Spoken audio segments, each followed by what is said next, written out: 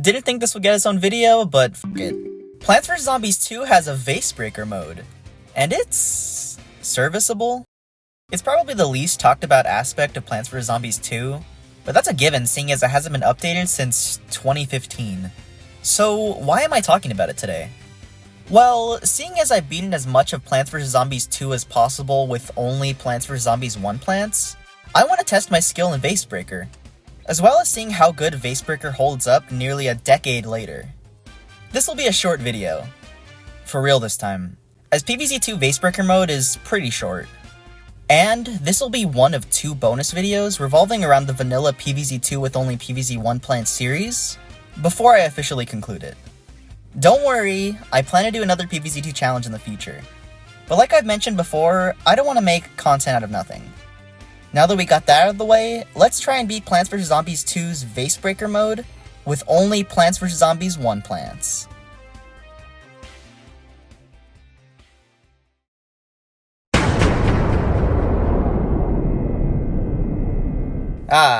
This is classic, on top of being incredibly easy. Even with the inclusion of Bonk Choi, the strongest zombie released is a Conehead, to which pea shooters, walnuts, and potato mines could comfortably handle. The weird thing about this level is the fact that I have every Vasebreaker power-up unlocked.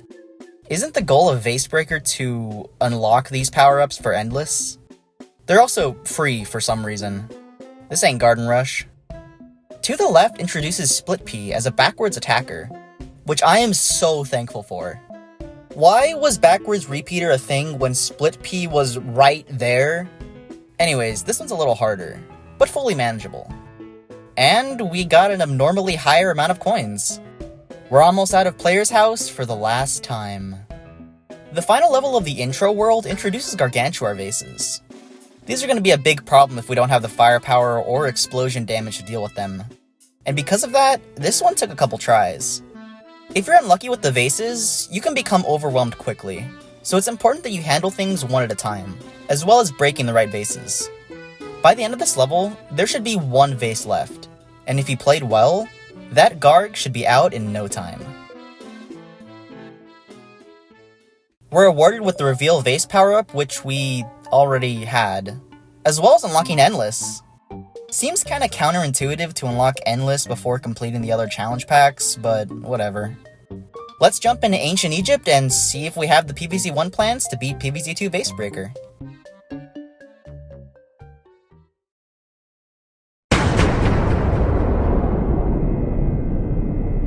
We don't have the PvZ1 plans to beat PvZ2 Vasebreaker. We are given potato mines and walnuts, but they aren't enough to defeat this horde of zombies alone. I tried grouping as many zombies together as possible to take them out with 1 potato mine, but because camel zombies can't be grouped up, this strategy backfired. It doesn't help that we aren't given enough potato mines and walnuts to cover all 5 lanes either. So, one at a time is our first impossible Vasebreaker level with only PvZ1 plants. Let's hope the next level can make up for this loss. Well, would you look at that? Repeater, Cabbage Pult, and Potato Mine? This one should be a walk in the park. And well, it almost was. Freezem is uncharacteristically difficult for this challenge. Although Iceberg Lettuce does make the level easier, Repeater and Cabbage Pult could take out Explorer zombies. So what's the problem? Well, it's this single Buckethead zombie. Potato Mine is the best plant to use against this Buckethead zombie, but because you don't know where this Buckethead zombie is, getting Potato Mine early is a no-no. However, if you do get Potato Mine early, you could always Plant Food Repeater or even Potato Mine to take out the Buckethead. But if you release an Explorer zombie too close to your house, you'll need that Plant Food to kill it before it burns your plants and reaches your house. Do you see the problem now? The problem is that beating this level with only PvZ1 plants requires you to not break the vases with potato mines until you break the vase with the Buckethead, which is entirely random, as well as not releasing an Explorer zombie too close to your house without a plant food, all of which requires luck. So when the stars align, this level is no problem, but when they don't, be ready to try this level over and over again. Finally, there's Block and Spike, which isn't too bad. I know this sounds obvious, but I really have to stress the importance of breaking 1 vase at a time, as with a limited number of PvZ1 plants, you can get overwhelmed fast. Thankfully, you're given 4 walnuts and 1 potato mine, which cover all 5 lanes. Pair that with repeater and spike rocks, and this level should be no problem so long as you're cautious and set up your defense properly. We unlock the Butter Zombie power-up, and access to the Pirate Challenge Pack. Will this be the first time that Pirate Seas is actually challenging? Only one way to find out.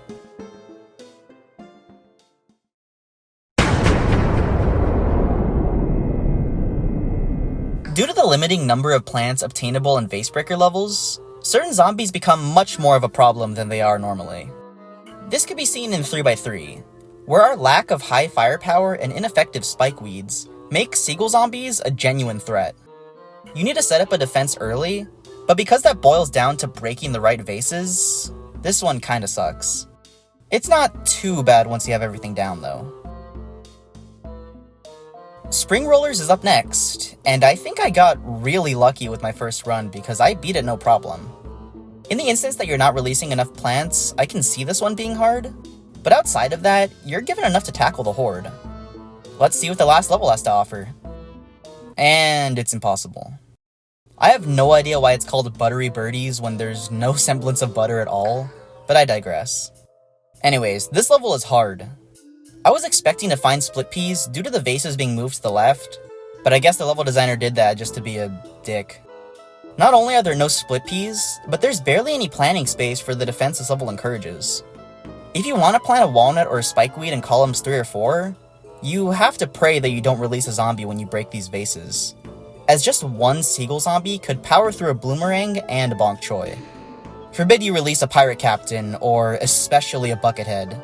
As on my winning run, I had to hope I'd find walnuts to stop these bucketheads before they walked past my spikeweeds. Bloomerang's not taking out a buckethead alone, are you kidding me? Overall, Buttery Birdies was not a fun level, and I really believe a change as simple as moving the vases to the right would have made it a lot more manageable and a lot less claustrophobic. With that, we've made it to the Western Challenge Pack. Even though the first 2 levels of the Pirate Challenge Pack were a breeze, there's always that one level that stumps me.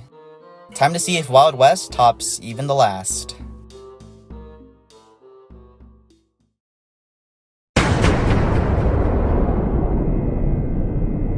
Considering that we're given split peas and walnuts, you'd think split decision would be possible, but this level is extremely unforgiving. Once again, your luck with the vases is the biggest decider of how well you're gonna do. But even if you got all the plants you needed before releasing any zombies, they're just not enough. Split peas struggle enough with coneheads, let alone up to 8 poncho zombies. Unlike Freezem or Spring Rollers, the one PvZ2 plant you can't use is a necessity in beating this level. And if I cut it this close when beating it with Chili Bean, then I just can't see myself beating Split Decision without Chili Bean.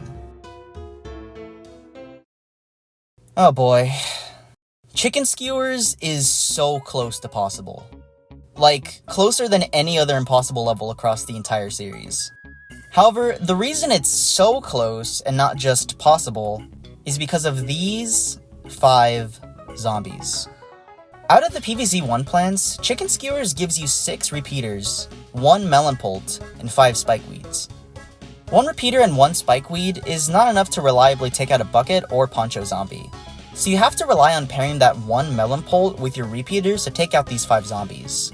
But because you're given 1 melon pult, you have to plant it on the minecart, meaning that in order to kill these 5 zombies alone, you need them to be within these 6 vases, as well as finding 2 repeaters and that 1 melon pult in these vases before releasing a single zombie. Do you understand how much luck those exact circumstances require? So, because I don't want to replay Chicken Skewers who knows how many times to get the perfect run, I thought I'd use these power-ups to simulate what a perfect run would look like. Of course, it begins with 2 repeaters and 1 melon pult, as well as having the 5 tanky zombies within these 6 vases. We use our repeaters and melon pult to take out these zombies one at a time, and it's pretty much smooth sailing from here. Spikeweed takes care of the zombie chickens, repeater takes care of the chicken wranglers, and both work together to take out the last 2 coneheads and Piana's zombie. And there you have it. Chicken Skewers is theoretically possible with only PvZ1 plants. Just don't expect me to do it the hard way, or else we won't be having any new content for a long while. Finally, there's the minecart.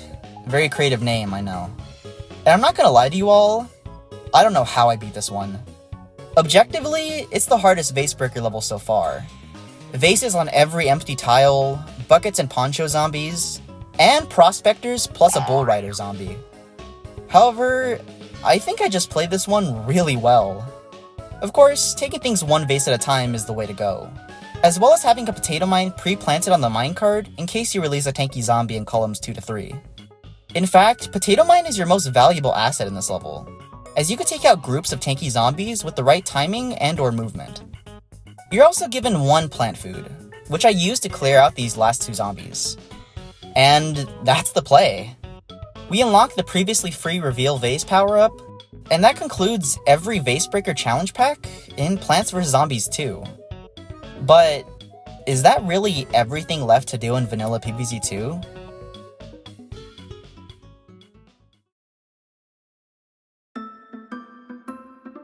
Believe it or not, there are still 2 things I want to go over in vanilla PvZ2, both to do with Vasebreaker mode. The first of these 2 things is unfinished content. If you wondered why the challenge packs only go up to Wild West, it's because there were more planned for Far Future, Dark Ages, and Big Wave Beach. Today, these challenge packs lie dormant in the game files, and I want to explore what was done with them. However, because these levels are in an incomplete state, I'm not gonna go as hard in explaining what's possible and impossible. Let's take one final look at these worlds and their abandoned Vasebreaker levels.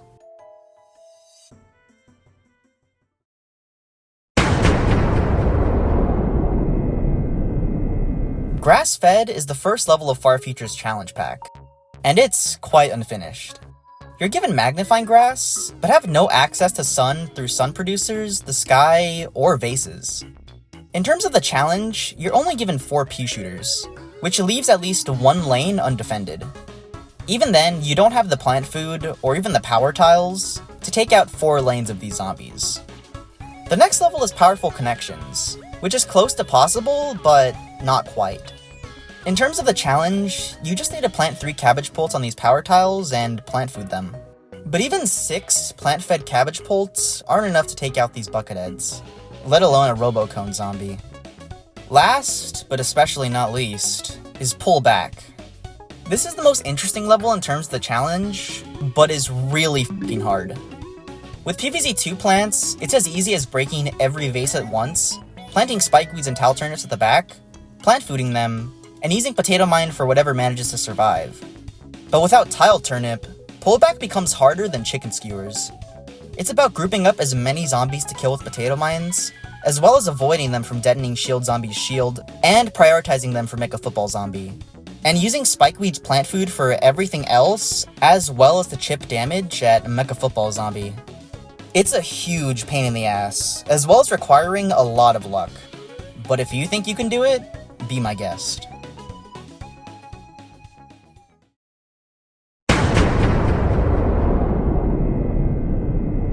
The Dark Ages challenge pack is as unfinished as it gets. Levels still use their placeholder names, Vasebreaker Dark Level Name 1 isn't possible at all as far as I'm concerned. And the worst part is that this shitty level is all that was ever finished.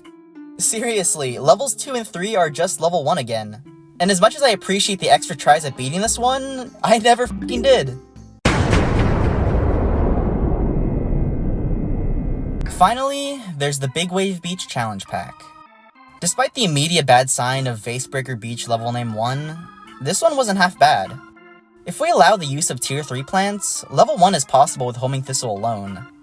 Otherwise, cue the red text. As for level 2, you know, I'm starting to think PopCap just doesn't like working on Dark Ages. Being Big Wave Beach, of course there's a Garg vase, but 2 plant-fed Tangle Kelp aren't enough to take out this horde of zombies and a Gargantuar. Lastly, there's level 3. We are given some Tangle Kelp, Starfruits, and even a Hypno Shroom. But there's no lily pads to plant them on. What, did the budget run out? How the hell are you supposed to use half the plants you're given? And that's what remains of the unfinished Vasebreaker challenge packs. Now, what about Endless? I'll be using this section to transition into the outro, as there's not a lot I have to say about PvZ2 Vasebreaker Endless. It's certainly a mode you can play. It's also possible with only PvZ1 plants. How would I know an Endless mode is possible with only PvZ1 plants? Well, because the plant roster never changes, and every level in Endless is practically the same with different layouts. So, if one level is possible with only PvZ1 plants, most, if not all of them are. Like in PvZ1, there's also an achievement for holding a streak in Vasebreaker Endless. Only this time it's for a streak of 30 and not 15. I thought about completing that achievement for this section of the video, but didn't think playing the same level 30 times would be all that interesting.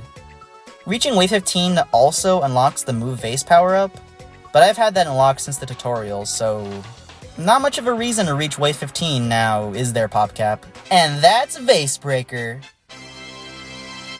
All in all, it was fun to do a dive into PvZ2's Vasebreaker mode, both for my challenge and after neglecting this mode since its release. You know, I originally wanted to add a section for Vasebreaker in my full series video, but decided against it due to not being part of the original 3-parter.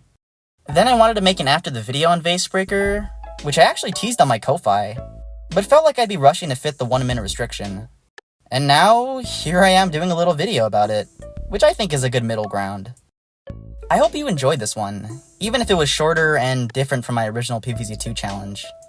As I mentioned in the intro, there's still one more bonus video planned for the Beating PvZ2 with Only PvZ1 Plant series, before I end this chapter and begin a new PvZ2 challenge one day. I've teased it in the past, so if you're a Perceptive fan, you may know what to expect. But until then, I'll see you in the next one. Peace.